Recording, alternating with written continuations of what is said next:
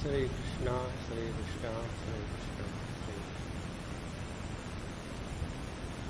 श्री गुरुर्ब्रह्मा गुरुर्विष्णु गुरुर्देवो महेश्वरः गुरुः साक्षात् परं ब्रह्म तस्मै श्री गुरवे नमः। तस्मै श्री गुरवे नमः। आज से हम नवम स्कंद प्रारंभ कर रहे हैं। 8वें स्कंद का नाम था सद्धर्म स्कंद। उसमें क्रिया की प्रधानता से हम किस प्रकार से सत्य को अपने जीवन में अभिव्यक्त कर सकते हैं, यह मूल सिद्धांत बताया कि किस प्रकार से बलि ने अपने जीवन में धर्म का आचरण करके भगवान को सब लुटाने के बाद भी वह जीत गया। तो यह जो धर्म हमेशा कर्म प्रधान होता है। तो क्रिया की प्रधानता से परमात्मा को प्राप्त करने की जितनी प्रक्रियाएं हैं, वे सभी प्रक्रियाएं हमको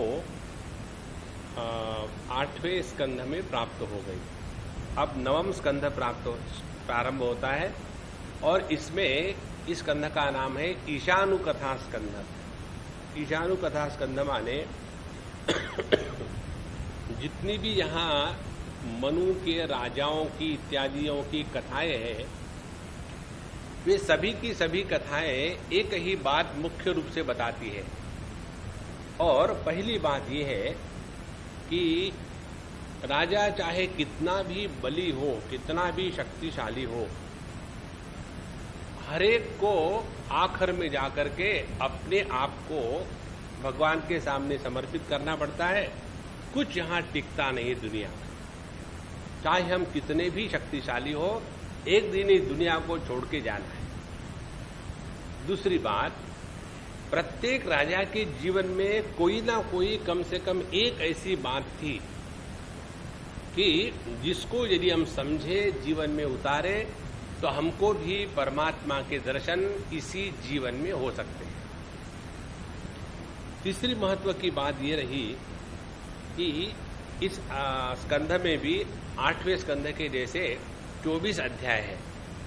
उन 24 अध्याय में से पहले 12 अध्याय जो है वो सूर्य वंश की सब बातें बताते हैं, और जो आखिरी 12 अध्याय है वे बताते हैं मूल रूप से चंद्रवंश की बातें।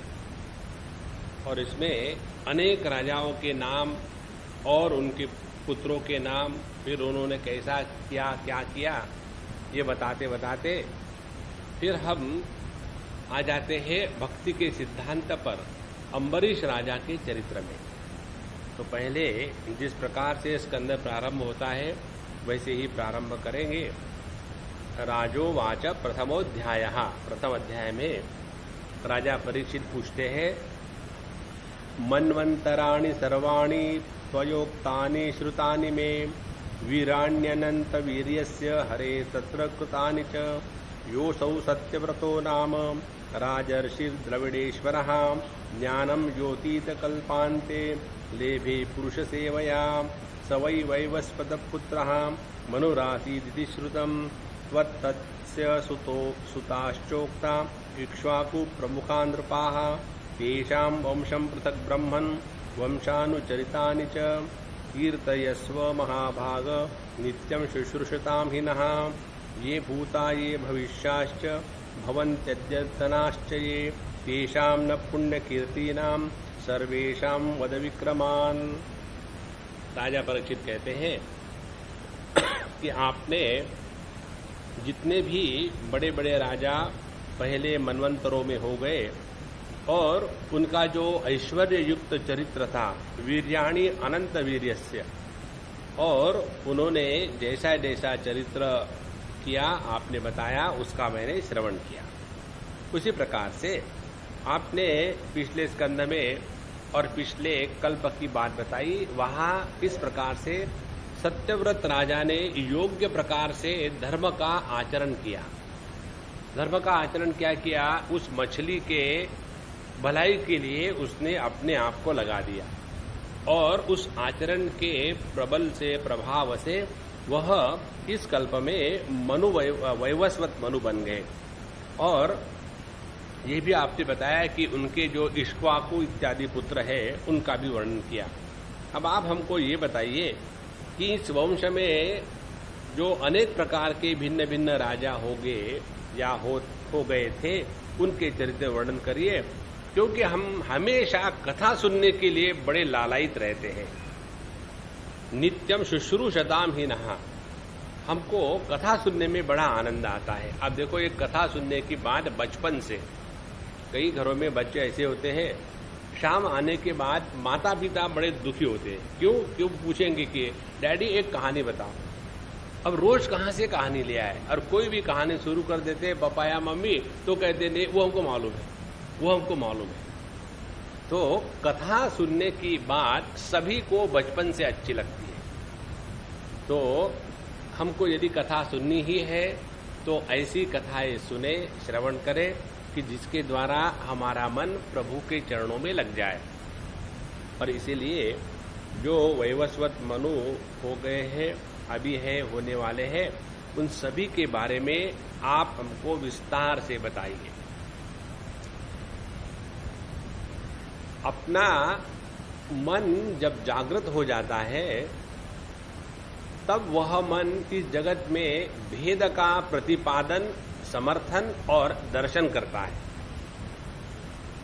और इस भेद युक्त प्रतीति में यदि उन सब का आधार जो एक तत्व है उसका चिंतन हमको करना हो तो साधु संतों के चरित्र के जैसी और कोई बात नहीं। तो उसमें भेद की प्रवृत्ति बनी रहेगी, लेकिन जैसे प्रत्येक साधु संत के जीवन में एक कोई ना कोई बात हमको ऐसी मिल जाती है कि जिसके द्वारा हम अपने साधनात्मक जीवन को बदल करके प्रभु के चरणों में लग सकते हैं। तो यही बात यहाँ उन्होंने कही कि हमको इन बड़े महाभागों के चरित्र बताइए ताकि किसी ना किसी प्रकार से हम उनसे कुछ सीख लें। देखो, शास्त्रों में जो बातें बताई होती है ना, वो सभी की सभी बातें साधु संतों के अनुभूति में आती है। सत्शास्त्री कुर्वन्ति शास्त्राणी, नारद भक्ति सूत्र भगवान के भक्तों के बारे में एक सूत्र में बताते हैं कि भगवान के भक्त कौन है। शास्त्रों में जिन जिन तत्वों का प्रतिपादन हुआ है वे सभी के सभी तत्व किस प्रकार से शास्त्र सम्मत है और ये सभी के सभी तत्व कैसे संभव है, ये हमको साधु संतों के चरित्र से मिलता है। तो शास्त्रों को प्रामाण्यता देने में साधु संतों के चरित्र का अध्ययन हमारे सबके जीवन में एक अवश्य अंग होना चाहिए। और इसलिए रोज कुछ नहीं तो कम से कम किसी साधु संतों के चरित्र का नित्य पाठ करना जरूरी है। ये परीक्षित राजा के इस प्रश्न का मूल सार है। सूतो वाच, आपको तो सब पता है, अब सब आप लोग जानते हैं, भागवत कथा अनेक स्थानों पर चल रही है। एक जगह में सूत जो शूद्र है, वो शौनक आदि जो ऋषि है, ब्राह्मण है, क्षत्रिय है, उनके सामने कथा कर रहे हैं। और दूसरे जगह में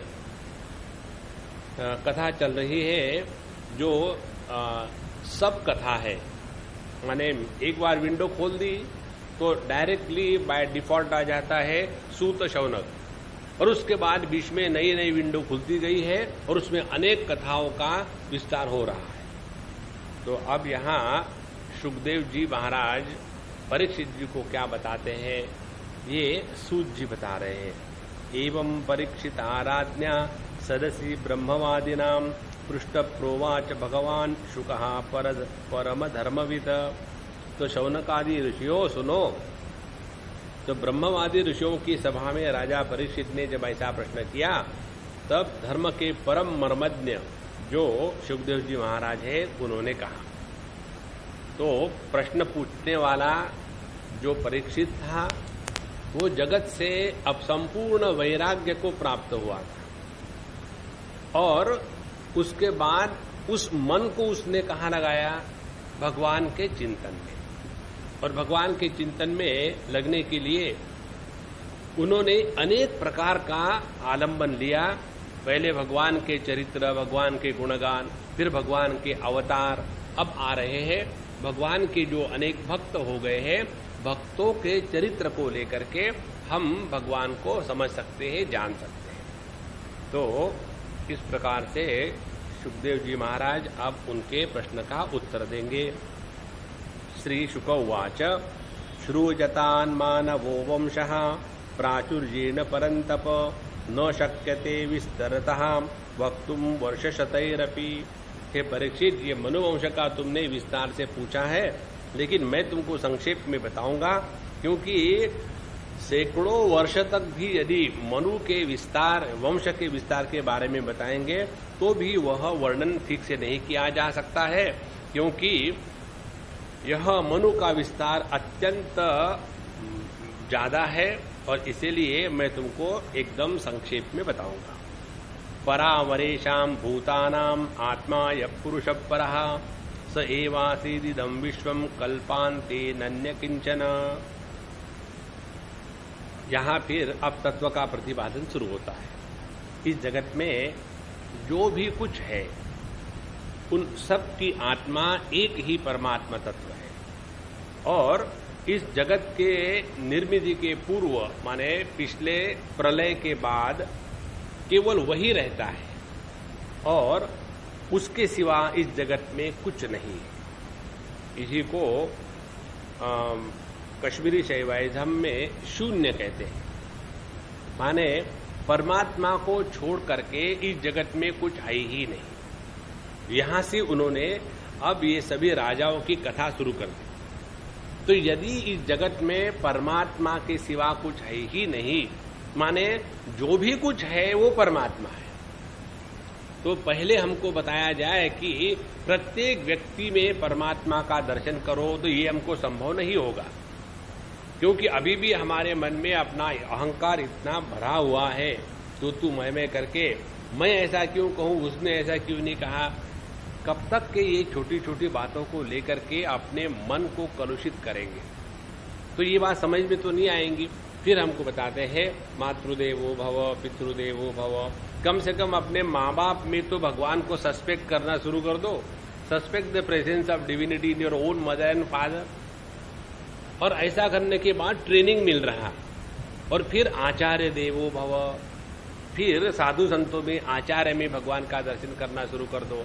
और एक बार ये ट्रेनिंग शुरू हो गया, फिर इसको एक्सटेंड करो, अतिथि देवो भव, सभी में भगवान का दर्शन करने का प्रयत्न करो। इस प्रकार से धीरे धीरे अपने दृष्टि का विस्तार जब हम करेंगे तब पता चलेगा कि इस जगत में राग द्वेष करने जैसी एक भी वस्तु नहीं है, व्यक्ति नहीं है, देश नहीं है, काल नहीं है, परिस्थिति नहीं है। ये सभी के सभी जितना भी हमारा अनुभव का क्षेत्र है वो तभी तक है जब तक हमारा मन फुदकते रहता है। जहां हमारा मन अपने कारण में लीन हो गया प्रकृति में, वहां ना तो भेद है ना भेद का प्रभाव है, लेकिन हम उसी मन के मारे हुए हमेशा सुख दुख के चक्कर में फंसे रहते हैं। ये बताने के लिए इन कथाओं का प्रयोजन है। इसीलिए किसी दूसरे की कथा करने कि वो ऐसा था, उसने ऐसा किया, फिर मैंने ऐसा किया, इसमें अपने समय को ना बर्बाद करे बाबा। तो स एवातीत इदम विश्वम कल्पान्ते नन्य किंचन। इस जगत में परमात्मा के सिवा और कुछ भी नहीं।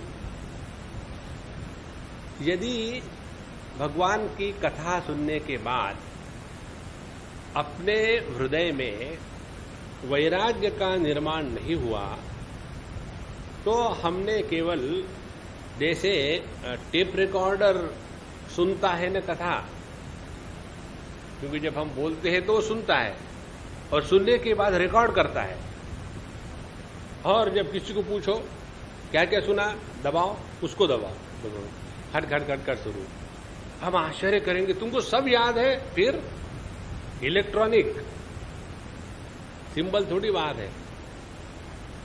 तो वैसे ही फिर हमारा जीवन होगा। इसीलिए यह जो ज्ञान है उसका प्रभाव अपने जीवन में वैराग्य का निर्माण होने में है। और जिसके जीवन में वैराग्य का निर्माण हो गया उसके जीवन में क्या क्या बातें होती है। पहली बात, वो दुखी नहीं होता। वैराग्य का पहला लक्षण है व्यक्ति दुखी नहीं होता। आपको याद है एक कथा आई थी, राजा यदु ने भगवान दत्तात्रेय जी से पूछा था, अवधूत से, कि आप किस चक्की का आटा खाते हो, इतने मस्त रहते हो, ना आपके पास बीबी है, ना बच्चे हैं, ना गाड़ी है, ना घोड़े हैं, और ना किसी प्रकार का तुम्हारे पास कोई राज्य है, इतनी मस्ती काहे की है? बोले इसीलिए सुखी है। जितनी ज्यादा चीजें अपने पास हो उतना ज्यादा आदमी दुखी रहता है। इसीलिए इन कथाओं का तात्पर्य अपने हृदय में जगत के प्रति वैराग्य जागृत होवे। तस्य नाभे समभवत् पद्मकोशो हिरण्मयः तस्मिन् जज्ञे महाराज स्वयंभू चतुराननः मरीचिर्मनसस्तस्य जज्ञे तस्यापि कश्यपः दाक्षायण्यान् तदोदित्यां विवस्वान् अभवत्सुतः ततो मनुश्राद्धदेवः सन्नयामास भारत श्रद्धायां जनयामास दशपुत्रान् स आत्मवान्। अब उन्होंने इस जगत के निर्माण की प्रक्रिया बताई। जहां जहां इस सृष्टि के निर्माण का प्रसंग हमारे शास्त्रों में आता है, वहां सृष्टि निर्माण हुई ये इसका प्रयोजन नहीं। सृष्टि के निर्मिति का जो प्रसंग शास्त्रों में आता है उसका प्रयोजन ये है कि जगत में नित्य निरंतर सृष्टि के पूर्व भी जो तत्व है वही सत्य है, ये बताने में है। फिर सृष्टि का क्या अर्थ है, फिर सृष्टि क्या है? तो ये सृष्टि उसी परमात्मा का विस्तार है। देखो, भागवत शास्त्र में सृष्टि को मिथ्या नहीं कहा है, और ये मिथ्या शब्द को लेकर के बहुत ही भ्रम हो जाता है। जब कहते हैं ब्रह्म सत्यम जगत मिथ्या, तो जब भगवान शंकराचार्य ने ये कहा तो जगत मिथ्या है का मतलब ये नहीं जगत मिथ्या है। इसका मतलब ये है कि जिसको हम अनात्म भाव से ग्रहण करते हैं, यह अनात्म भाव की जो ग्रहण प्रक्रिया है वह मिथ्या है। जितना मैं सत्य हूं उतना ही जगत सत्य है। लेकिन जिसको जिसको हम अनात्म भाव से ग्रहण करते हैं वह बात मिथ्या है, वो हमको समझनी है। इसीलिए यहां इस सृष्टि की प्रक्रिया में बताते कि यह जो परब्रह्म परमात्मा जो नित्य उपलब्ध है, स्वयंभू है, सच्चिदानंद है, उसके तस्य नाभे समभवत् पद्मकोशो हिरण्मयः। उस आदि नारायण भगवान के नाभि से एक पद्मकोश रूपी कमल निकल आया। और तस्मिन् जज्ञे महाराज स्वयंभू चतुराननः। और उसके बाद उसी कमल पर चतुरानन ब्रह्मा जी का निर्माण हो गया। और वो स्वयंभू है, उनका कोई कारण नहीं है। हम इस कार्य कारण पर भी आएंगे थोड़ी देर के बाद। आगे कहते हैं इस चतुरानन ब्रह्मा जी से मरीचि उनके संकल्प से निर्माण हुए, और फिर उनसे कश्यप जी निर्माण हो गए। और उसके बाद वहां से दाक्षायणी और उसके बाद आदित्य इत्यादि होकर के विवस्वान मनु का जो सुत है वो जो उत्पन्न हुआ। और फिर उसका ततो मनु श्राद्ध देवः सन्नयामास भारत। और उसके बाद जो विवस्वान की संज्ञा नामक पत्नी थी उससे श्राद्ध देव का जन्म हुआ। और यह श्राद्ध देव ने अपनी पत्नी श्रद्धा उसके गर्भ से 10 पुत्र उत्पन्न किए। उसके नाम थे इक्ष्वाकु, नृग, शर्याति, दिष्ट, धृष्ट, करुष, नरिशंत, पृषद्र, नभग और कवि। ये 10 पुत्र उनके निर्माण हुए। अब इसकी हम तात्विक, आध्यात्मिक और आदि दैविक प्रक्रिया समझेंगे। देखो, यह जो आदि नारायण की आदि दैविक प्रक्रिया है वो हमारे सबके जीवन में रोज होती है जब हम नींद से जग जाते हैं। नींद में हम प्रकृति को अपने में समाहित करके सो जाते हैं। उस समय किसी प्रकार का भेद नहीं होता।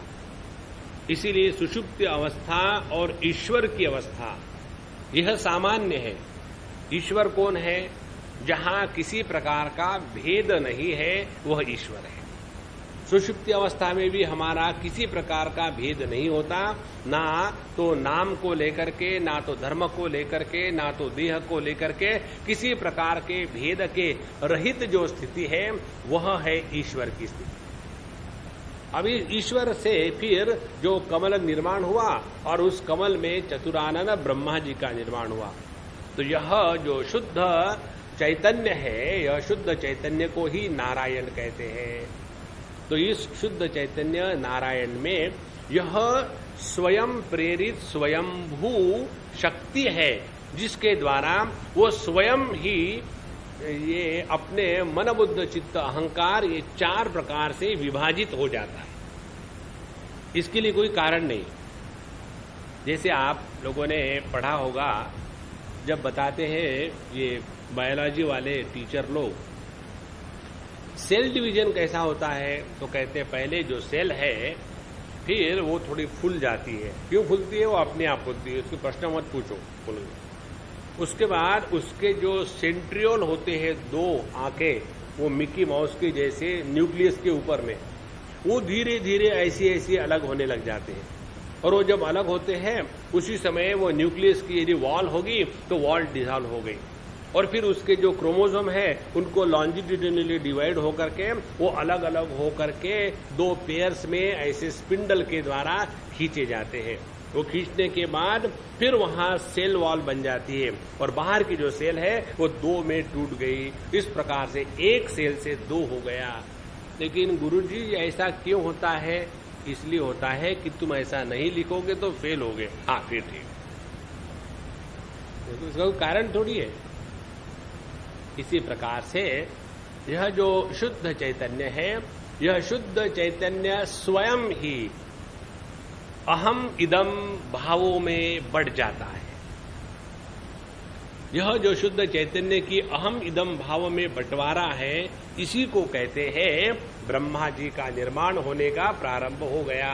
तो उसमें जो 4 मुख है ब्रह्मा जी के, वो है मन बुद्धि चित्त अहंकार। तो ये ब्रह्मा जी निर्माण हो गए। उसके बाद उनके मन से, ब्रह्मा जी के मन से मरीचि, मरीचि माने अनेक प्रकार के, मर्जी कहते हैं रेशमियों को या किरणों को। तो जो अनेक किरणें निकली मन से, अनेकता का जन्म होता है मन से, तो मरीचि निर्माण हुए। और मरीचि के पुत्र थे कश्यप। कश्यप कौन है? कश्यप है अहम वृत्ति। पश्यकहा एव कश्यपहा। कश्यप या पश्यक माने क्या? जो केवल देखता मात्र है। तो सभी वृत्तियों को देखने वाला जो अहम वृत्ति का भाव है वह हो गया कश्यप। और फिर इसी कश्यप को दक्ष नंदिनी अदिति से विवस्वान सूर्य का जन्म हुआ। और सूर्य का जन्म होने के पश्चात फिर संज्ञा नामक पत्नी से श्राद्ध देव, फिर हृदय में श्रद्धा निर्माण होती है, और फिर उस श्रद्धा के 10 पुत्र निर्माण हो जाते हैं। और ये 10 पुत्र है, इनके नाम इक्ष्वाकु, नृग, शर्याति इत्यादि। तो यह जो बाहर की आदि दैविक प्रक्रिया है, ये नित्य निरंतर हमारे रोज जीवन में आती है।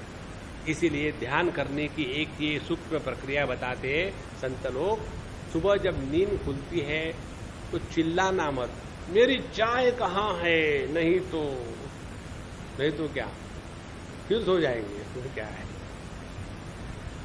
तो अपना दिन शुरू करें इस सूक्ष्म ऑब्जर्वेशन, कि हम किस प्रकार से दिन को प्रारंभ कर रहे हैं। तो जैसे नींद खुल गई तो उस समय हड़बड़ाहट से उठना नहीं, शांत पड़े रहो और देखो क्या हो रहा है। तो सबसे पहले भान होता है मैं का, कि मैं हूं। और जैसे मैं हूं उसके बाद दूसरा भान होता है देश काल का। जहां देश काल का निर्माण हो गया वहां इदम सृष्टि का निर्माण हो गया। और इस प्रकार उसके साथ तादात्म्य करके फिर मैं देह, फिर मेरा ये पोजीशन, ये धर्म, ये कर्म सब प्रारंभ हो जाता है। इस प्रकार से इस एक ही परमात्मा से ऐसा विस्तार प्रारंभ हो गया। अब कहानी आगे चलाते हैं। अप्रजस्य मनोहो पूर्वम वशिष्ठो भगवान किल मित्रावरुण्यो रिष्टिम प्रजार्थम अकरोत् प्रभु। जो पहले वैवस्वत मनु थे वो संतानहीन थे, उनको कोई बच्चा नहीं था, तो उन्होंने वशिष्ठ भगवान से प्रार्थना करके संतति प्राप्ति के लिए मित्रावरुण का यज्ञ करवाया। और उस यज्ञ के लिए पहले मनु महाराज और उनकी पत्नी केवल दूध पीकर ही रहते थे और बाकी कुछ भी खाना पीना नहीं।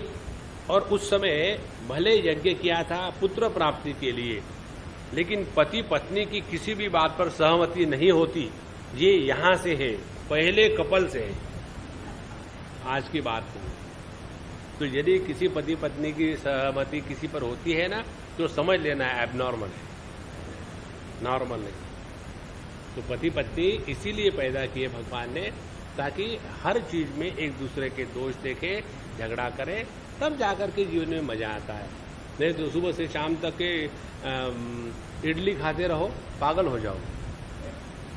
इसीलिए थोड़ा झगड़ा, थोड़ा क्या बहुत झगड़ा चाहिए। नारायण। तो जब इस प्रकार से यज्ञ किया गया था पुत्र प्राप्ति के लिए, तो उनकी जो पत्नी थी उसने जाकर के, श्रद्धा उनकी पत्नी, उसने जाकर के होता माने जो पुरोहित होते हैं उनको जाकर के प्रणाम किया और कहा कि देखिए, जब आप आहुति डालेंगे ना इस यज्ञ में, तो मन में ये संकल्प करिए कि मुझे कन्या प्राप्त होवे, पुत्र नहीं। हम लोग तो पिता, पति को चाहिए था पुत्र और पत्नी को चाहिए कन्या, तो उन्होंने ऐसा कहा। तो ठीक है, अब वो अध्वर्यु जो थे उनकी प्रेरणा से श्रद्धा के कथन को विचार करके उन्होंने वषटकार का उच्चारण करके यज्ञ कुंड में आहुति दी। और इस प्रकार से जब विपरीत कर्म हुआ तो उसके फलस्वरूप पुत्र के स्थान पर उनको कन्या प्राप्त हुई, जिसका नाम उन्होंने इला रखा। तो ये इला कन्या प्राप्त हो गई। तो उसको देख करके यह जो मनु श्राद्ध देव थे उनको बड़ा आश्चर्य लगा। अरे वशिष्ठ महाराज, ये क्या गड़बड़ हो गई?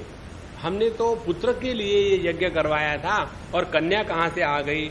और फिर उन्होंने वशिष्ठ जी को और बाकी पंडितों को उन्होंने कहा कि देखो भगवान, किमिदम जातम कर्म वो ब्रह्मवादिनाम विपर्ययम अहो कष्टम मैवम स्यात् ब्रह्म विक्रिया यूयम मंत्र विदो युक्ता तपसा दग्ध किलमिषा कृतः संकल्प वैषम्य अनृतम विबुदेषु इव। तो आप लोग ब्रह्मवादी हैं और सभी कर्म ठीक से जानते हैं, और आपके द्वारा किया गया यह कर्म का विपरीत फल कैसा हो गया, बड़ी दुख की बात है। और वैदिक कर्म का ऐसा विपरीत फल कभी होता नहीं और ना होना चाहिए। क्या आप लोगों का मंत्र ज्ञान पूर्ण है और आप जितेंद्रिय भी है और तपस्या के कारण आप निष्पाप भी हो चुके हैं, और इसीलिए ऐसा सब होते हुए भी ऐसा उल्टा संकल्प कैसा हो गया? तो परीक्षित महाराज, हमारे बुद्ध पितामह वशिष्ठ ने उनकी बात सुनी और फिर उनको समझ में आ गया अपने योग शक्ति के द्वारा कि होता ने संकल्प विपरीत किया था, इसीलिए ऐसा हुआ। तो फिर वशिष्ठ जी का फिर प्रेस्टीज इशू, पूरा दुनिया प्रेस्टीज इशू पर चलता है। मैं क्यों पहले, तुमने क्यों नहीं, ठीक है ऐसा हो गया, फिर वैसे क्यों नहीं। इस जगत में प्रेस्टीज इशू हटा डालो ना, एकदम व्यक्ति का जीवन बालकवत हो जाता है। और प्रेस्टीज इशू क्या होता है, इसके बारे में किसी को पता नहीं एक्सेप्ट जो सफर करता है उसको। और दूसरे आदमी पूछो क्यों, क्या हो गया? ने मुझे ऐसे लगा, क्यों लगने दिया? Nobody cares for small little things in this world. तो वशिष्ठ जी ने कहा, राजन कोई बात नहीं, एतत् संकल्प वैषम्यम होतुस्ते व्यभिचारतः तथापि साधयिष्येते सुप्रजास्त्वं स्वतेजसा। तो कोई बात नहीं है राजन, तुम्हारा संकल्प ठीक नहीं रहा तो कोई बात नहीं, मैं अपने तपस्या के प्रभाव से तुमको श्रेष्ठ पुत्र दे दूंगा। और फिर उन्होंने भगवान से प्रार्थना करी और उनके तपस्या के बल से वह जो इला नाम की कन्या थी उसको पुरुष के रूप में बदल दिया जाए। वशिष्ठ भगवान ने भगवान को धर्म संकट में डाला और भगवान ने कहा ठीक है, अब तुम जो चाहते वो हो जाए, मुझे क्या फर्क पड़ता है, मुझे तो ये खेल चलाना है। तो पुरुषोत्तम भगवान ने तस्मै कामवरम तुष्टो भगवान हरिरीश्वरः ददा विलाभवत तेन सुद्युम्नः पुरुषर्षभ। तो उसके कारण जो इला नाम की कन्या थी वो भगवान के प्रसाद से और वशिष्ठ जी के तपस्या से फिर वो पुत्र रूप को प्राप्त हो गई और उसका नाम हो गया सुद्युम्न। अब ये सुद्युम्न महाराज बन गए और एक बार शिकार खेलने के लिए स एकदा महाराज विचरण मृगयाम वने, एक बार शिकार करने के लिए वनवास में गए, जंगल में गए और उनके साथ कुछ सिंधु देश के घोड़ेसवार भी उनके साथ में थे।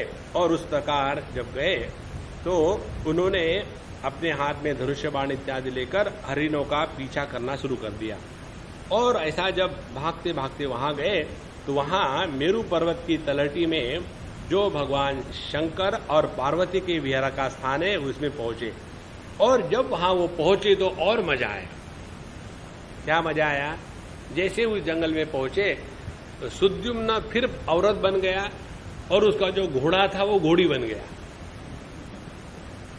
मैंने आपको पिछले बार बताया था ना हमारे बंगाली मित्र की बात, घोड़ी का दो कान।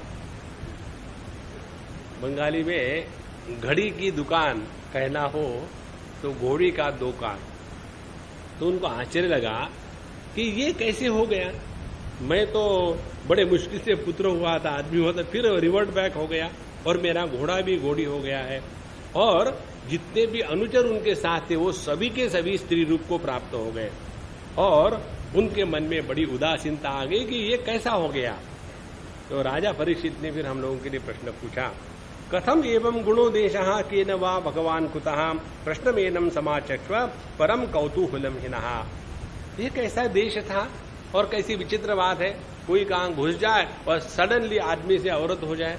तो इसके बारे में आप हमको बताइए, हमको बड़ा कौतूहल हो रहा है।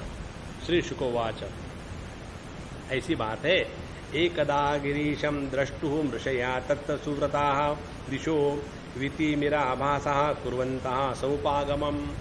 एक बार शाम का समय था और चारों तरफ प्रकाश नहीं था, फिर भी अनेक ऋषि अपने तेज के कारण उस स्थान पर पहुंचे जहां शिवजी और पार्वती जी रहते थे। वो बड़े व्रतधारी ऋषि थे और दर्शन के लिए पहुंचे। तो उस समय तान विलोक्य अंबिका देवी विवासा विवृता भृशम। तो वहां जब वो गए तो उन्होंने देखा कि अंबिका देवी पार्वती जी वस्त्रहीन थी और इसीलिए वो जब देखे तो अत्यंत लज्जित से हो गई और इसीलिए जाकर के उन्होंने वस्त्र धारण कर लिया। और ऋषियों ने भी देखा कि भगवान शंकर और गौरी जी इस समय विहार कर रहे हैं, इसलिए वो वहां से हट करके नर नारायण पर्वत पर आश्रम पर चले गए बद्रीनाथ। और फिर इस समय शिवजी ने अपने पत्नी को आशीर्वाद दिया। क्या आशीर्वाद दिया? कि हे अंबिका, इस स्थान पर मुझे छोड़ करके कोई भी पुरुष यदि प्रवेश करेगा तो वो स्त्री हो जाएगा। और इसीलिए वो स्थान का महात्म्य उनको मालूम था नहीं, तो ये सुद्युम्न महाराज पहुंचे और फिर वहां स्त्री का रूप धारण कर लिया। अब इस स्थान के बारे में हम आपको एक दो महत्व की बात बताते हैं। इन सब चीजों को कपोल कल्पना करके छोड़ मत देना, ये बातें वास्तविक है और होती है। आप लोगों ने एक कहानी पढ़ी होगी राजा विक्रमादित्य के सिंहासन की, स्कूलों में आती है। एक चरवैया था जो भेड़ों को गायों को चरवाता था और वैसे तो वो नॉर्मल कैजुअल आदमी, लड़का, कोई खास पढ़ा लिखा नहीं, एकदम अज्ञान शिरोमणि। लेकिन उसको प्रश्न पूछने के लिए जब लोग आते थे तो एक किसी विशेष स्थान पर जाके बैठता था और उस पर बैठने के बाद वो बहुत ही सभी प्रश्न का विवेक युक्त सभी प्रश्नों का समाधान करता था। और फिर बाद में पता चला उसी स्थान पर जाकर को उसको इतनी बुद्धि कहाँ से आती है, तो उसके नीचे विक्रमादित्य का सिंहासन बैठा हुआ था। तो यह जो स्थान महात्म्य है, ये स्थान महात्म्य की बात हमको यहाँ से सीखनी है। अभी हम गए थे सिक्किम में, वहाँ एक तालाब है और वो तालाब वो है जिसका रेफरेंस आता है महाभारत में। और जब ये पांचों भाई जंगल में थे तो पहले भेजा गया भीम को कि भाई हमारे लिए पानी ले आओ। तो जब वो पानी लाने गए तो वहां यक्ष ने प्रश्न पूछे और वो उत्तर नहीं दे सके, तो वही मर गए। चारों भाई मर गए। फिर युधिष्ठिर स्वयं पहुंचे और फिर उन्होंने यक्ष के प्रश्न का उत्तर दिया और उसके बाद वो चारों भाई वहां जिंदा हो गए। तो यह जो तालाब है वो हम देखने गए थे। इतना पवित्र, इतना शांत उसका जल है कि एक भी पत्ता उसके ऊपर दिखता नहीं, एकदम पवित्र। कोई पत्ता यदि पड़ता है तो तुरंत कोई पक्षी आकर के उसको ले जाता है उठा के, या उसमें कोई जो दूसरे प्राणी है उसको बगल में कर देते हैं। एकदम साफ सुथरा, किसी प्रकार के पानी में हलचल नहीं। और वहां जाकर के वहां के जो लोग हैं उनकी यह धारणा है कि उस तालाब में कोई नहाता नहीं, किसी ने वहां की मछली लेकर के खाते नहीं, वहां के सभी मांसाहारी है, लेकिन कुछ नहीं। तो यह जो स्थान का महात्म्य है यही यहां बताना है। उसी प्रकार से आप यदि बद्रीनाथ चले जाओ तो बद्रीनाथ में मन इतना स्वाभाविक शांत हो जाता है कि वहां ध्यानाभ्यास करने के लिए किसी प्रकार की परेशानी नहीं। जो बद्रीनाथ है वहां मूर्ति का महात्म्य नहीं है, वो भी स्थान का महात्म्य है। तो ऐसे अनेक स्थान है अपने भारतवर्ष में जिसमें ये स्थान का महात्म्य है। ऐसा ही ये स्थान था। एक और स्थान है, जैसे नारद जी को शाप मिला था कि वो कहीं भी एक स्थान पर टिके नहीं रहेंगे, हमेशा भटकते रहेंगे। सिर्फ द्वारका में जाकर के उनके ऊपर वो शाप लागू नहीं होता। तो वहां के स्थान के महात्म्य से, वहां की कथा से हमको पता चलता है कि यहाँ जो बात बताई है वो काल्पनिक नहीं है, वो सत्य है। तो वहां उन्होंने बता दिया कि इसके बाद कोई भी पुरुष यहाँ प्रवेश करेगा तो वह स्त्री हो जाएगा। इसीलिए इस स्थान में कभी भी कोई प्रवेश करता नहीं, लेकिन सुद्युम्न को पता नहीं था, इसीलिए वो स्त्री हो गए। और फिर अपने सभी स्त्री बने हुए जो अनुचर थे उनके साथ दूसरे वन से वन में भटकने लगे। कौन वापस जाएगा औरत बन करके घर में? पत्नी कहेगी कि तुम कौन हो, जाओ यहाँ से, तुम मेरे कोई नहीं। इसीलिए वो भटकने लगे। और एक बार जो दूसरी कथा, एक बार ये जब भटक रहे थे तो एक बहुत शक्तिशाली बुद्ध था, उसने देखा कि उसके आश्रम के अगल बगल में बड़ी सुंदर सुंदर स्त्रियां भटक रही है अपने सब ग्रुप के साथ, और उसमें एक अत्यंत सुंदर स्त्री है। तो उसने कल्पना करी, इच्छा करी कि वो मुझे प्राप्त हो जाए। तो उस चंद्रकुमार बुद्ध को पति बनाना चाहा और उसने भी। तो उनके गर्भ से पुरुरवा नाम का पुत्र उत्पन्न हुआ और यही मनुपुत्र राजा सुद्युम्न स्त्री हो गए थे। और इसीलिए उनकी अवस्था में वशिष्ठ जी का उन्होंने स्मरण किया और वशिष्ठ जी ने जब उनकी स्थिति को देखा तो उनको बड़ा दुख हुआ। तो उन्होंने फिर शिव जी की प्रार्थना करी। पहले नारायण की प्रार्थना करके उनको स्त्री से पुरुष बनाया, लेकिन फिर वो स्त्री हो गए। अब वहां शिव जी की प्रार्थना करी क्योंकि वो शिव जी का स्थान था। और वहां उसके पश्चात शिव जी ने कहा कि ऐसी ऐसी बात है तो आप इनको फिर पुरुष बनाइए। तो उन्होंने कहा कि देखो, हम तो ये पूरा नहीं करेंगे, लेकिन तुम्हारा ये जो यजमान है सुद्युम्न, 1 महीना औरत रहेगा, 1 महीना पुरुष रहेगा। और इस प्रकार से वो अपनी इच्छा के अनुसार पृथ्वी का पालन करता रहेगा। इस प्रकार से उसके 3 पुत्र हो गए, उत्कल, गए और विमल। और जब ये सुद्युम्न इस प्रकार से वहां राजा कर रहा था, राज्य कर रहा था, तो उसकी प्रजा उसको कभी भी आदर नहीं देती थी, क्योंकि प्रजा को मालूम था कि ये कभी स्त्री है कभी पुरुष है।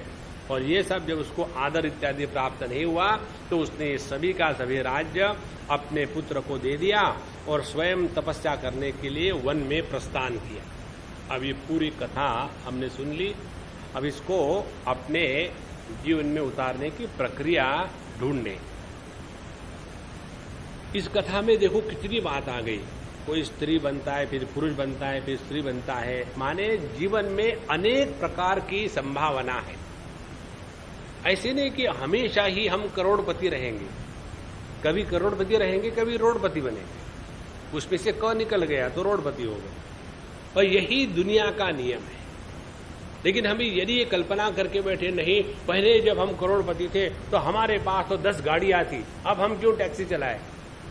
भैया इसीलिए कि आप अब करोड़पति नहीं हो, रोडपति हो। रोडपतियों को टैक्सी चलानी पड़ती है, और जो करोड़पति है वो टैक्सी चलवाते हैं। तो अपने आप को उस समय पहचानो, और ये सो जितना जीवन का है ये ऐसा ही चलता आ रहा है। ऐसे नहीं कि हमारे ही जीवन में बड़े विचित्र कष्ट आए। देखो आप पूरे किसकी भी जीवन ही देख लो, एक भी व्यक्ति ऐसा नहीं हुआ कि जिसके जीवन में अनेक प्रकार के कष्ट समस्या नहीं आई थी। लेकिन हम अपने कष्ट समस्या के द्वारा इतने प्रभावित हो जाते हैं मानो यही जीवन का अंत है। नहीं, ये हर एक के जीवन में आता है। तो ये आने का प्रयोजन क्या है? इसलिए कि अब इससे ऊपर उठो, बहुत हो गया। कब तक के इसी में फंसे रहेंगे पूरे जीवन तक के? अब इसके लिए हम आपको इमीडिएट एग्जाम्पल देते हैं। हम सबको अपने माँ बाप याद है, उसके बाद हम में से किसी को अपने दादा दादी नाना नानी याद है। एक हाथ कोई ऐसा होगा कि जिसको पड़दादा पड़दादी पड़नाना पड़नानी याद होगी, और शायद ही कोई ऐसा होगा उसको उसके पहले के दादा दादी याद है। नहीं, उनके अस्तित्व का कोई महत्व ही नहीं है। वही बात हम लोगों के साथ घटने वाली है। सुबह सुबह आपने क्या सुना दिया? देखो कहां फंसे रहे हैं। इस दुनिया में जो हम आए हैं, अपने इस प्रभु को अपने माध्यम से अभिव्यक्त तो होने दो। भगवान भटक रहे दुनिया में कि मुझे कोई एक काउंटर मिले कि जहां से मैं आनंद को डिस्ट्रीब्यूट करना शुरू कर दूं। लेकिन जहां भी वो जाते हैं वहां इनकाउंटर मिलता है, काउंटर मिलता ही नहीं। तो ये जो कथाएं हम पढ़ेंगे इसमें अनेक राजाओं की, तो ये सब जीवन में कठिनाई आती जाती है। चाहे आप बड़े बड़े ऋषियों को ले लो, अपने बात मनवा लो कि मुझे ये होना चाहिए, मुझे वो होना चाहिए, वही होगा जिसके द्वारा हमारे हृदय में वैराग्य निर्माण होगा, चाहे कुछ भी हो जाए। एक बार मुझे किसी ने कहा था, एक जगह अपने भगवान सत्य साईं बाबा जो है उनके समिति के 2-4 लोग मुझे कहीं मिले, और उन्होंने कहा कि स्वामी जी ये लोग इतने बाबा के पास है, लेकिन इनका दोनों का मियाँ बीबी का इतना झगड़ा चलता है, और अब ये यहाँ स्थिति पर पहुंच गए हैं कि अब दोनों का डाइवोर्स होने वाला है। तो ये लोग भगवान के पास होते हुए भी ऐसा क्यों करते हैं? तो हमने कहा भगवान के पास होते हैं इसीलिए केवल डाइवोर्स कर रहे हैं, एक दूसरे का खून नहीं कर रहे। ये देखो, भगवान क्या चारों तरफ नहीं है? क्या भगवान हमारे हृदय में नहीं है? लेकिन हम उनको अभिव्यक्त होने का मौका कब देते हैं?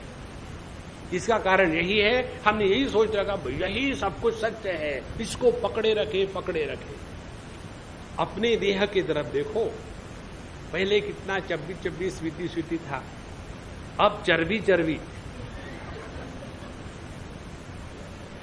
चब्बी चब्बी नहीं है। तो ऐसा जो देह क्षण क्षण में विकृत हो रहा है, उसमें अनेक प्रकार के विकार आ रहे हैं, और फिर भी समझ में नहीं आता कि इसको कब तक पकड़ के रखेंगे। इसीलिए सभी कथाओं का तात्पर्य है, एक, ये अनेक प्रकार के सुख दुख हर एक के जीवन में आते हैं। दूसरी बात, इससे अपने आप को बचावे। और तीसरी बात, एक समय ऐसा आना चाहिए कि वनवास में प्रस्थान करें। एक बार हमने ये कथा कहीं कह रहे थे लेक्चर के बाद, एक अम्मा आई, स्वामी जी मैं आपके साथ वनवास जाऊंगी।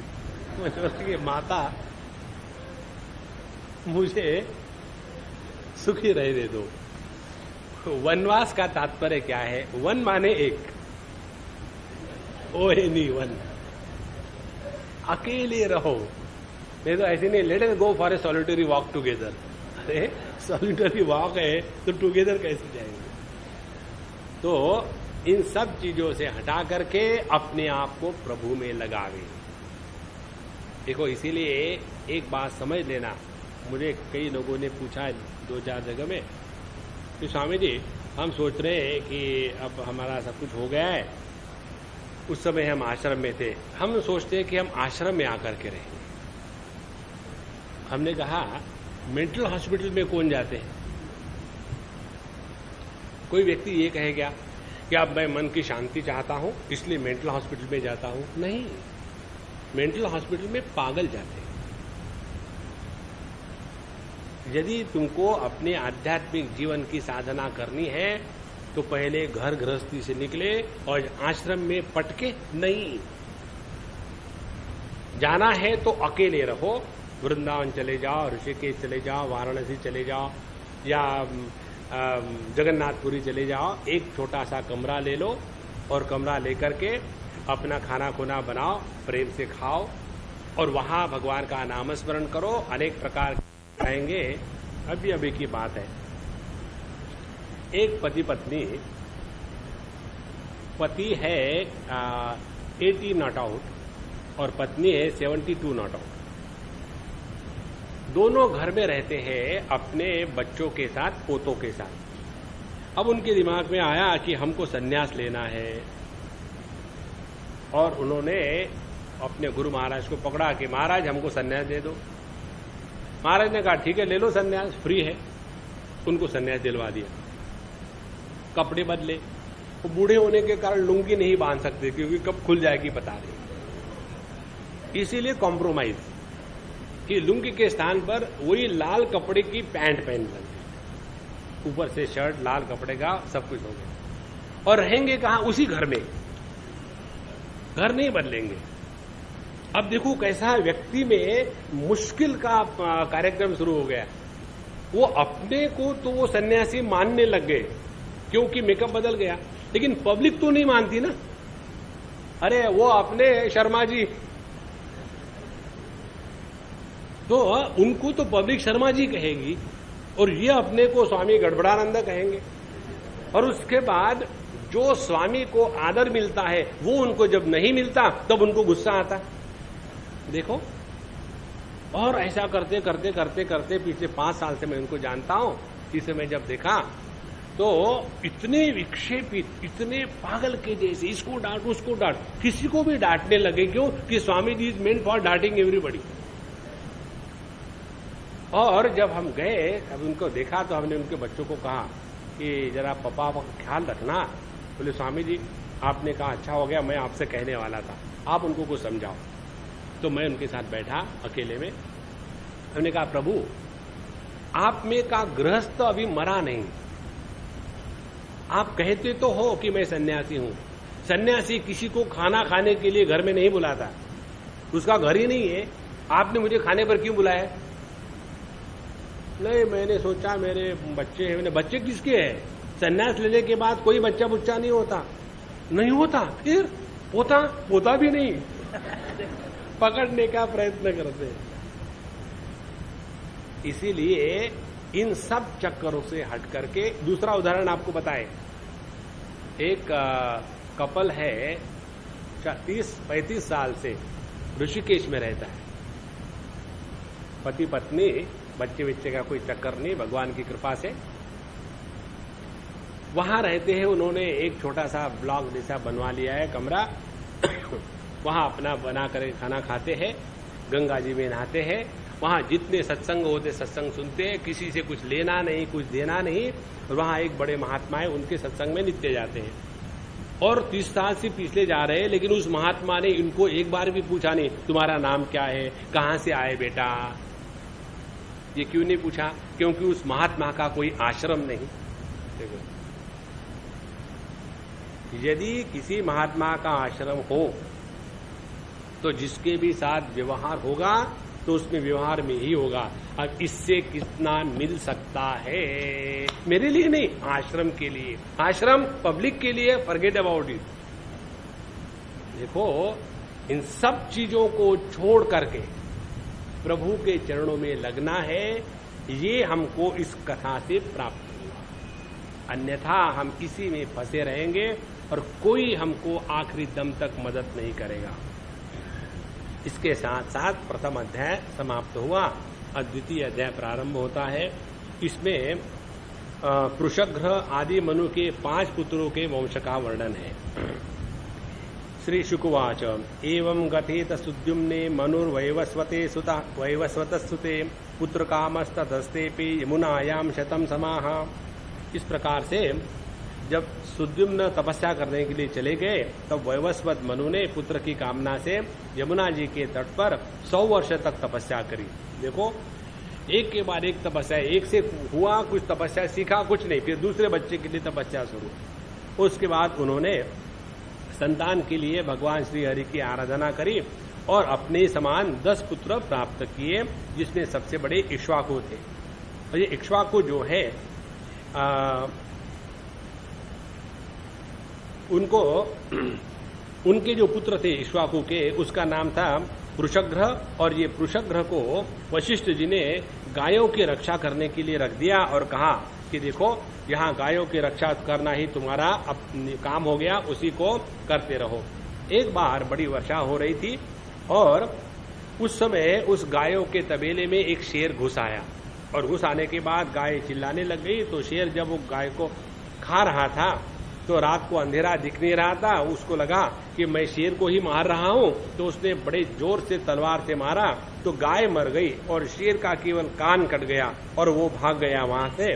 और दूसरे दिन जब पता चला कि यह पृषघ्र ने गाय को मारा है बाघ समझ करके, तो ये बात जब उनको पता चली वशिष्ठ जी ने, तो उनको गुस्सा आया और उनको शाप दे दिया, जाओ तुम इस क्षत्रिय कर्म के लायक नहीं हो, इसलिए तुम शूद्र हो जाओ।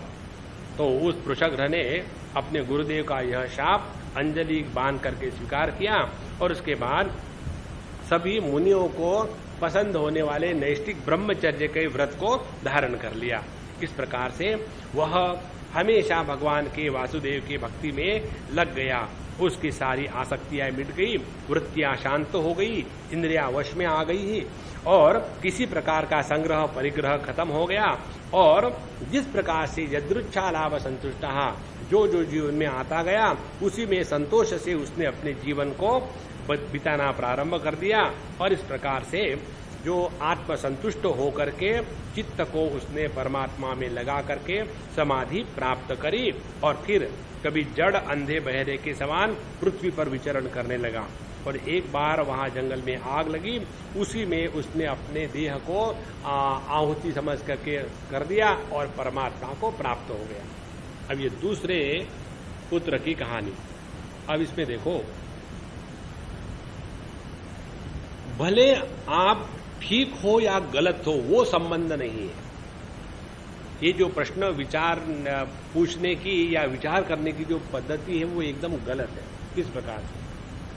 कई बार व्यक्ति जब किसी कारण किसी से झगड़ा हो जाता है या झगड़े होते रहते हैं, कल हम अपने प्रेमपुरी में बता रहे थे इसी प्रसंग को।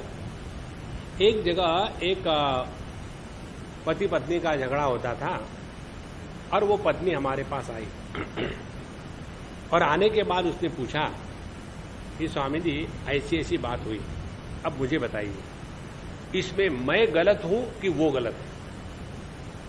हमने कहा मैं तुमको स्टैम्प पेपर पर लिख देता हूं कि हे मातोश्री, तुम्हारे जैसी सती सावित्री सत्यव्रता इस संपूर्ण विश्व में कोई नहीं है, उससे मिलेगा क्या? ये चक्कर में मत पड़ो कि मैं ठीक हूं कि वो ठीक है। ये विचार की धारा ही गलत है। विचार ये करना है कि इस समस्या से हमको निकलना है कि नहीं निकलना है। इस समस्या से निकलना है तो उस समस्या से निकलने के लिए जो करना आवश्यक है वो करो, नहीं तो इसी में झगड़े में कितने लोग पड़े रहते हैं। जब तक कि वो आकर के मुझे माफी नहीं मांगेगा, उसमें कौन सी बात है खास। लेकिन छोटी छोटी बातों को लेकर के हम अपने जीवन को नष्ट कर लेते हैं। अब यहां इस राजा का चरित्र देखो, वृषद्र का। हाँ भाई, इसने जानबूझ करके गाय को नहीं मारा, गलती सभी से हो जाती है, लेकिन वशिष्ठ जी ने समझदार होकर के मुझे शाप क्यों दिया? वो ठीक है कि मैं ठीक हूं, इसके द्वारा वशिष्ठ ऋषि का कुछ भला बुरा नहीं होगा। जब चक्कू पड़ता है एप्पल पर या एप्पल पड़ता है चक्कू पर, कटना एप्पल को ही है, चक्कू नहीं कटता। इसीलिए समझ ले, पहले हम जो इस मार्ग पर चल रहे हैं इसमें सुधरना है हमको, दुनिया नहीं सुधरेगी। तो उन्होंने वशिष्ठ ऋषि के शाप को एकदम अंजलि के द्वारा नमस्कार करके स्वीकार कर लिया। देखो, साधु संतों के द्वारा दिए गए शाप भी हमारा भला ही करते हैं। साधु संतों के द्वारा कभी भी हमारी हानि नहीं होती। उसके द्वारा क्या हो गया, जहां उनको शाप मिल गया कि तुम शूद्र हो जाओ, शूद्र होने के बाद मस्ती चढ़ गई। देखो, एक जगह कथा आती है कि ये जो सनक सनातन सनत कुमार चारों भाई नित्य नग्न, नित्य 5 वर्ष की उम्र के और परब्रह्म में स्थित एक बार जब जा रहे थे तो सामने से शिवजी और पार्वती जी आ रहे। अब ये बच्चे ही बच्चे हैं, जीवन मुक्त है, उन्होंने उनको नमस्कार नहीं किया, उधर उधर देख के जा रहे थे। सामने से शिवजी और पार्वती जी आ रहे। तो शिवजी को तो कोई प्रॉब्लम होता नहीं, प्रॉब्लम होता है पत्नियों को, हर चीज में प्रेस्टीज इशू।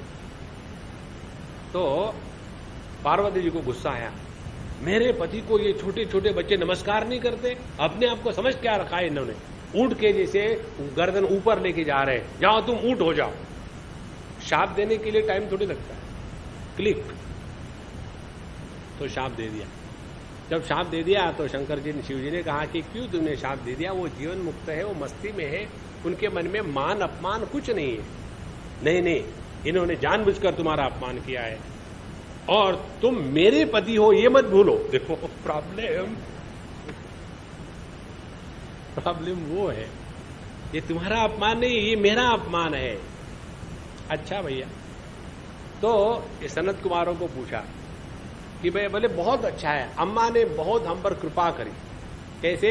अब ऊंट बनेंगे, जहां मर्जी आए खड़े, जो मर्जी आए खाए, जहां मर्जी आए टट्टी की, जहां मर्जी आए बाथरूम किया, ना हाथ धोना है, ना साबुन है, ना कोई दाया हाथ बैना हाथ, कुछ चक्कर नहीं, मजे ही मजे हैं। देखो, यदि हम अपने जीवन के प्रत्येक प्रसंग में परमात्मा के अनुग्रह को पहचानना सीख लेंगे तो समझ लेना हमने अपने इस भागवत महापुराण को ठीक से समझा है। ये केवल कथा पढ़ करके भूलने के लिए नहीं है। तो इनके जीवन में क्या हो गया? तो जैसे ही उनको शूद्र होने का शाप मिल गया तो उनको बड़ी खुशी हो गई, चलो अब मुझे टोकने वाला कोई नहीं। पहली बात, बहुत महत्व की बात है, ब्राह्मण होकर के मांस खाते हो, ब्राह्मण को टोका। क्षत्रिय होकर के युद्ध के मैदान से भाग जाते हो, अर्जुन को टोका। और वैश्य होकर के दरिद्री रहते हो, वैश्य को टोका। शूद्र होकर के रोते हो, हाँ, रोने वाले को शूद्र कहते हैं। हाँ, शुरू कर। देखो, अपने इस जीवन के प्रत्येक घटना को विधेयात्मक दृष्टि से ले ले।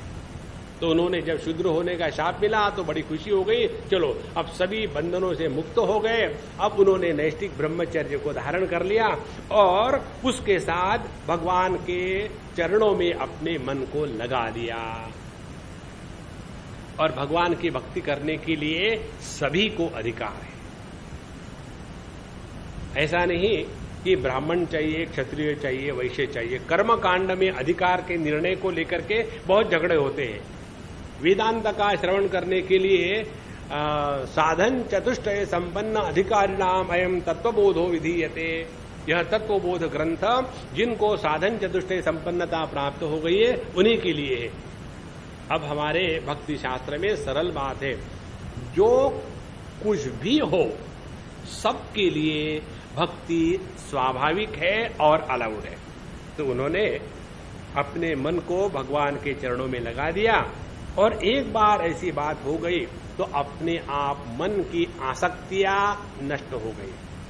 जितनी मन की आसक्तियां नष्ट हो गई, इंद्रिय अपने वश में आने लग गए। जितने इंद्रिय वश में अपने आने लग गए उतना मन शांत रहने लग गया। मन शांत रहने लग गया तो संग्रह परिग्रह करने की वृत्ति है वो भी मिट गई और फिर अपने देह का निर्वाह करने के लिए जो जो आवश्यक है वो प्रभु हमारे पास भेज देता है। एक बात याद रखना, हमारे प्रत्येक का इंडिविजुअल ख्याल भगवान करते हैं। ये मत सोचना कि हम जा करके ऑर्डर देंगे तब खाना मिलेगा और जब हम करेंगे तब हमको खाना हमारे प्रयत्न से मिलेगा। नहीं, प्रत्येक व्यक्ति के प्रत्येक खाने का बंदोबस्त हमारे कन्हैया लाल ने किया हुआ है। इसी को लेकर के समर्थ रामदास स्वामी कहते हैं, अमी काय कुणाचे खातो रे तो राम अमाला देतो रे। हमारे कन्हैया लाल हमको सब कुछ दे रहे हैं, सिर्फ सवाल ये है हम उसको स्वीकार करते या नहीं।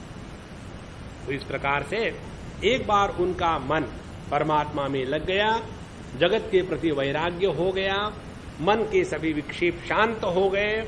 उसके बाद जड़वत लोकम आचरे, इसी को कहते हैं भगवान शंकराचार्य योगरतो वा भोगरतो वा।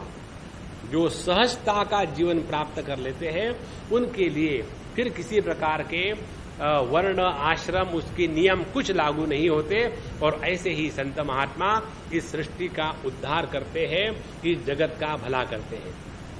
अब आप शिरडी के साईं बाबा के भगत हो, कई लोग इसमें शिरडी के साईं बाबा की एक नई पुस्तक नीचे रखी है, इसको चाहिए ले लेना, बहुत सुंदर है। जिस लड़की ने लिखी हम उसको जानते हैं। उसमें एक बात विशेष रूप से है, शिरडी के साईं बाबा कभी भी टूथब्रश नहीं करते। और कोलगेट को बताना पड़ेगा। देखो, हमने ये तो हमने सुना है, पढ़ा है, लेकिन हमने स्वयं ऐसे महात्माओं को नजदीक से उनको देखा, उनके साथ रहे हैं। ना कभी वो स्नान करते, ना कभी वो ब्रश करते, फिर भी उनके देह से सुगंध आती।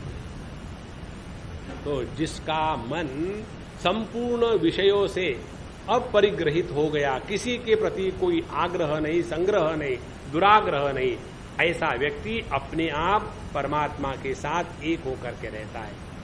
ये होने के बाद अब मनु के दूसरे पुत्र की बात बताते हैं कि मनु का सबसे छोटा कवि ही कनियान विषयेषु निस्पृहा विसृज्य राज्यम सह बंधुभिर्वनम निवेश चित्ते पुरुषम सरोचिषम विवेश कैशोरवया परम गतः।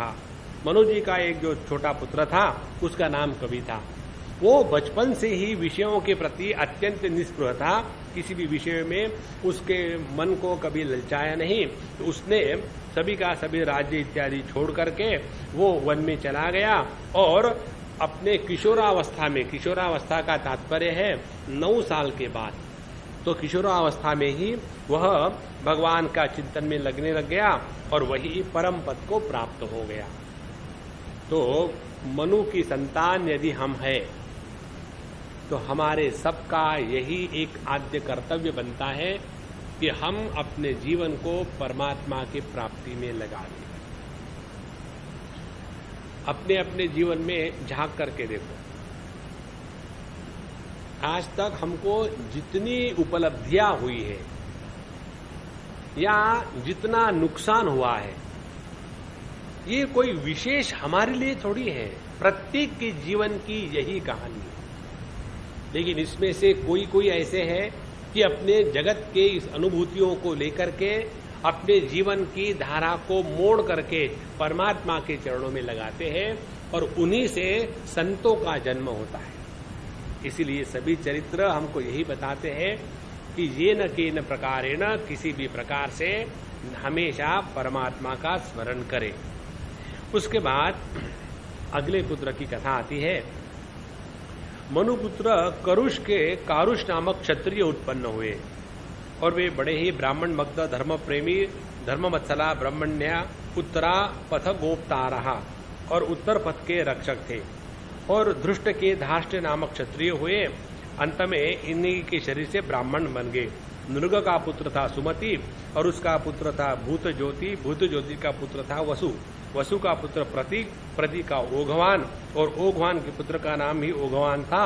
उसकी ओघवती कन्या थी जिसका विवाह सुदर्शन से हुआ। उसके बाद नरिश्चंत के जीवन की बात बताते हैं। फिर उनका एक और पुत्र था दिष्ट के पुत्र का नाम था नाभाग। यह जो नाभाग है ये इसका वर्णन आगे करेंगे। और यह कर्म से वैश्य हो गया। अब देखो मनु के ये जो 10 पुत्र थे इसी में से उनके वृत्ति के और कर्म के अनुसार ब्राह्मण क्षत्रिय वैश्य शूद्र वो बढ़ गए, क्योंकि सभी के सभी हम मनु की संतान हैं। इसीलिए भगवद गीता में भगवान कृष्ण बताते हैं चातुर्वर्ण्यम मया सृष्टम गुण कर्म विभागशः। हमारे जीवन में किस गुण का प्राधान्य है और किस कर्म का प्राधान्य है उसके अनुसार हम ब्राह्मण क्षत्रिय वैश्य शूद्र होते हैं। और इसीलिए भागवत में भी बताया है चाहे कोई जन्म से ब्राह्मण हो, लेकिन यदि उसमें ब्राह्मण के जो लक्षण है भगवान की पूजा पोथी ज्ञान विज्ञान वैराग्य त्याग ये गुण नहीं हो तो वो केवल लेबलधारी ब्राह्मण है, वास्तविक नहीं है। और इसीलिए जिसमें ये सद्गुण है वही ब्राह्मण कहलाता है। तो इसी मनु जी के ये 4 प्रकार के पुत्र निर्माण हुए जिसमें से ब्राह्मण क्षत्रिय वैश्य शूद्र निर्माण हो गए। उसके बाद उनके अनेक पुत्र, उनके राजा, फिर उनके 10-12 पुत्र, इस प्रकार से बहुत ही उनका विस्तार है। अब वो विस्तार का पूरा हम नहीं पढ़ेंगे। जिनको अपने घर में कोई नया बच्चा होने वाला हो वो इसको जरूर पढ़े। उसमें अनेक अनेक सुंदर सुंदर नाम है। अग्निदेव, जातुकर्ण्य, नरिश्चंत, नाभाग, रंभ, उसके बाद खनि नेत्र, उसके बाद मरुत्त, अविक्षित, उसके बाद सोमपा, राज्यवर्धन, सुध्रुति और नर। तो अनेक सुंदर सुंदर नाम है। नए नए नाम ढूंढने के लिए भी आपको बाहर जाने की जरूरत है, भागवत में ये भी मिल जाएगा। उसके बाद हम आते हैं अब तृतीय अध्याय में। यहाँ सुकन्या का चरित्र बड़ा सुंदर है।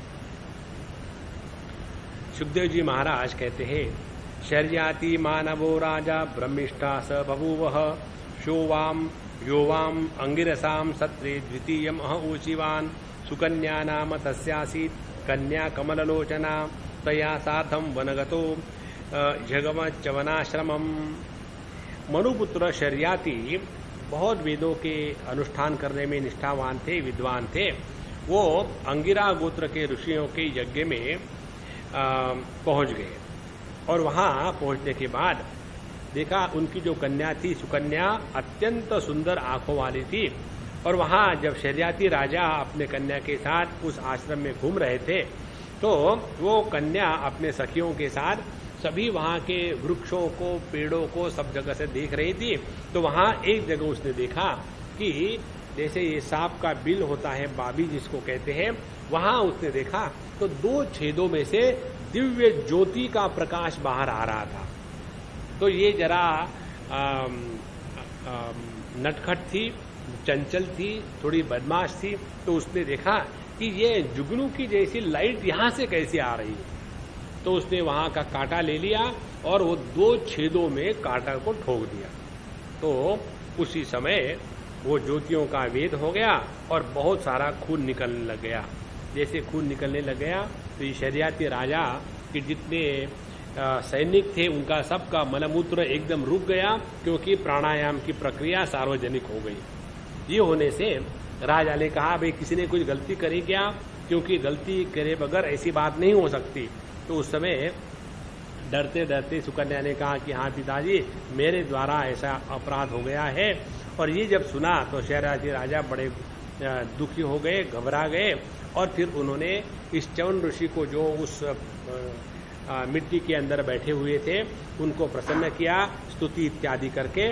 और फिर उनकी जब देखी सम्मति, तो उन्होंने अपने पत्नी को उस च्यवन ऋषि को अर्पित कर दिया और वहां से वो चले गए। अब ये जो सुकन्या थी, ये उस बुढ़ाऊ च्यवन ऋषि के साथ रहने लग गई। च्यवन ऋषि अत्यंत क्रोधित स्वभाव के थे, लेकिन फिर भी उनको प्रसन्न करने लगी, और वो हमेशा वही कार्य करती जिसके द्वारा च्यवन ऋषि प्रसन्न रहे। अब इसमें एक दो महत्व की बात हम बता दें।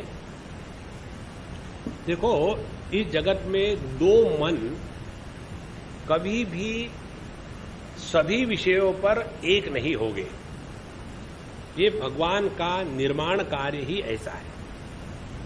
दो मन कभी भी एकत्र नहीं होंगे, और इसीलिए सभी बातों पर पति पत्नी का कभी भी एकत्रीकरण नहीं हो सकता। लेकिन दोनों को तो साथ में रहना है, तो करे क्या?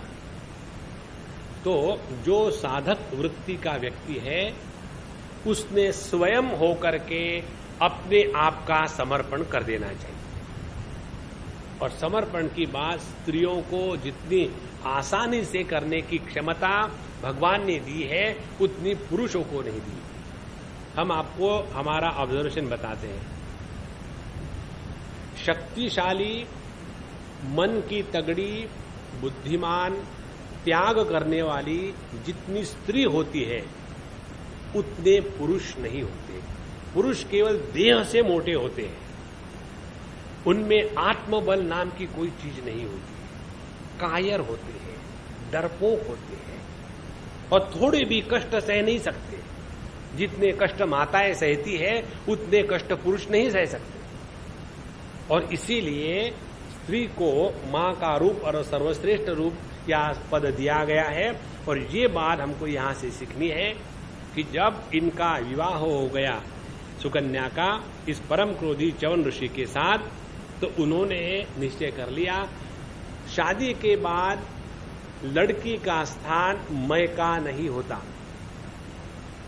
शादी के बाद उस लड़की ने अपने पति के साथ ही रहना है।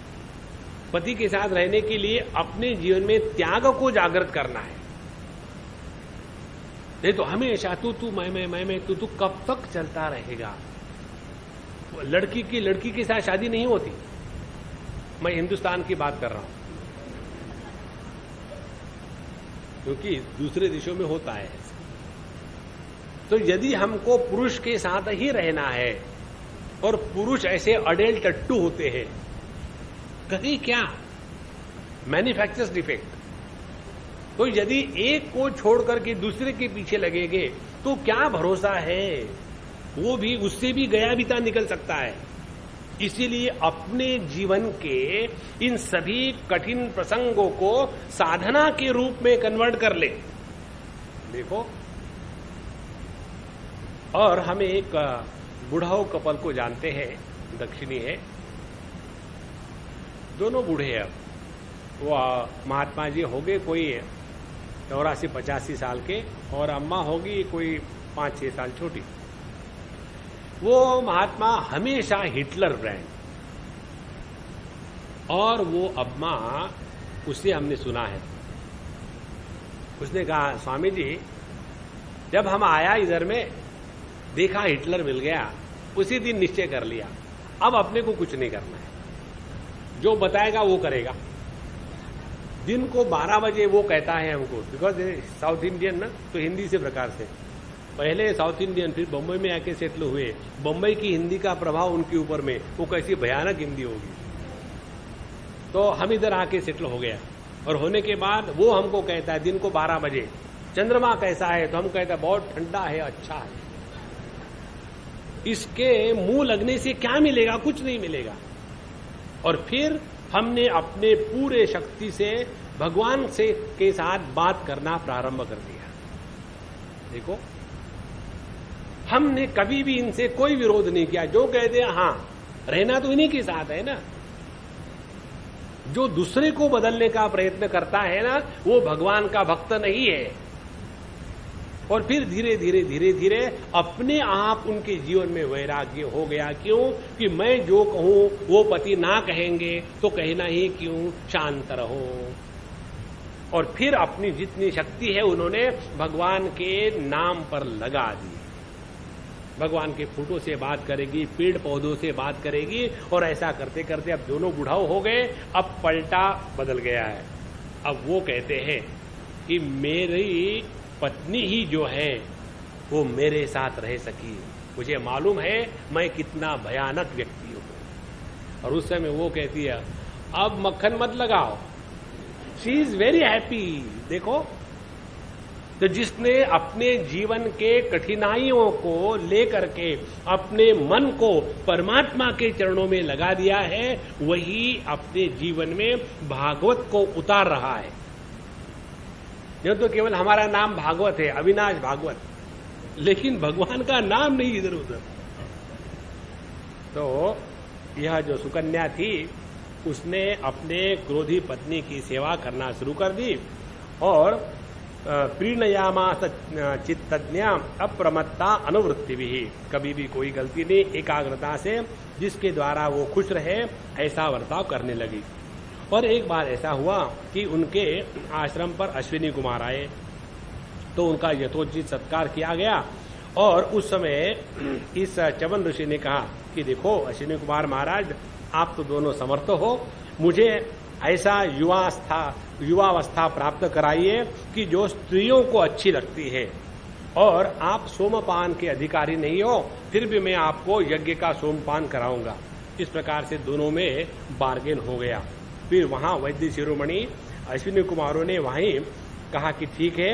वहां उन्होंने एक सिद्ध कुंड बनाया और सिद्ध कुंड में कहा चलो हम लोग स्नान करते हैं।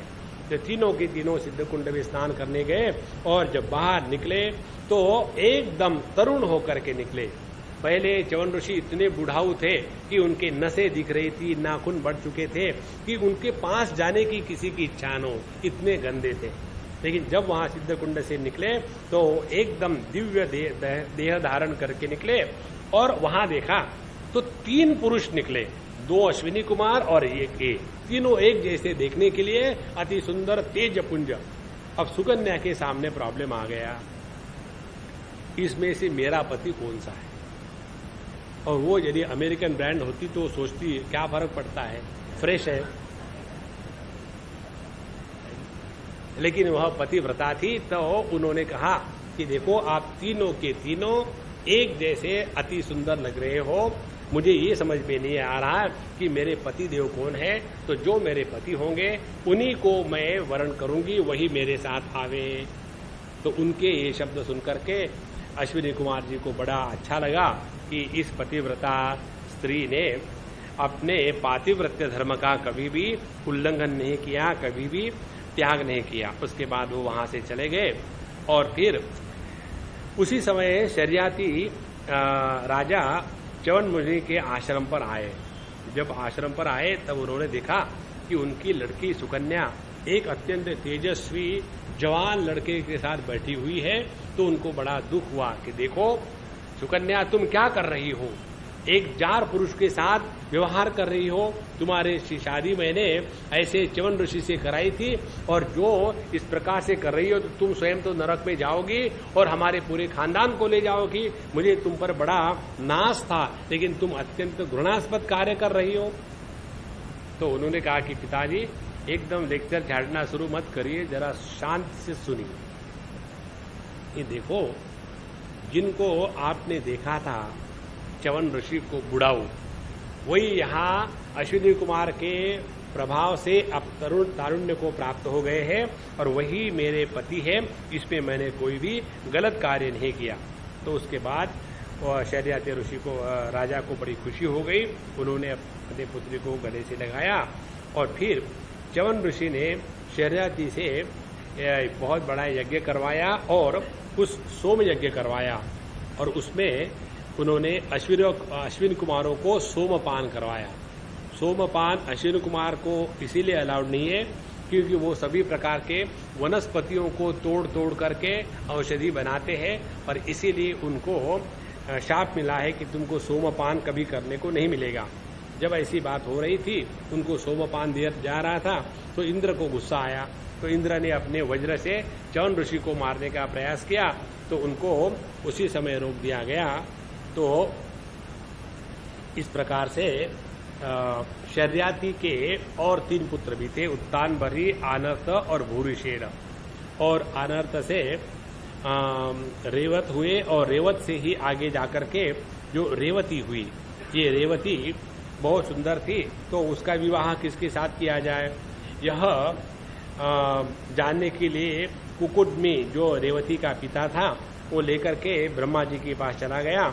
और वहां ब्रह्मलोक में चारों तरफ से एकदम मौज चल रही थी, गाने बजाने और आनंद था।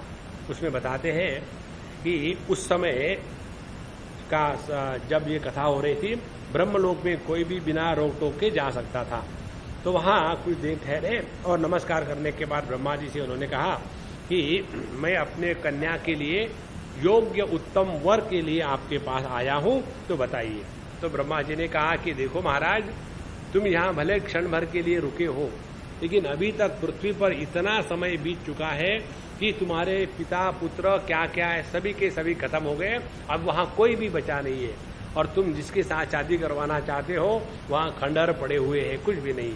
तो बोले क्या करें, तो बोले उस समय भगवान के अंश से जो महाबली बलदेव जी महाराज आए हैं पृथ्वी पर, वो विद्यमान है, उनके साथ जाकर के तुम अपने इस कन्या को शादी में दे दो। इस प्रकार से वे पृथ्वी का भार उतारने के लिए अवतीर्ण हुए हैं। ऐसा आदेश प्राप्त करके रेवती का विवाह फिर आगे जाकर के बलराम जी के साथ होता है। और उन्होंने इस प्रकार से अपनी कन्या को बलराम जी को सौंप करके फिर वो बद्रीनारायण चले गए और वहां तपस्या में रह करके अपने मन को परमात्मा में उन्होंने लगा दिया। एक ने अपने राज्य का कारोबार खत्म करके वनवास में गए और भगवान के चरणों में लग गए। ये दूसरा चरित्र। अपनी जो जिम्मेदारी है, बच्चों की शादियां इत्यादि, वो खत्म होने के बाद चल पड़ो, नहीं उनके पोते के पोते के पोते के पोते के लिए तो मुझे कुछ करना ही पड़ेगा। हमको ना तो भगवान पर विश्वास है, ना तो उन बच्चे के जो पुरुषार्थ है उस पर विश्वास है, ना तो हमको अपने संतान पर विश्वास है कि ये निकम्मा नहीं है। देखो कितना उसके लिए पूरा जीवन लगा देते हैं।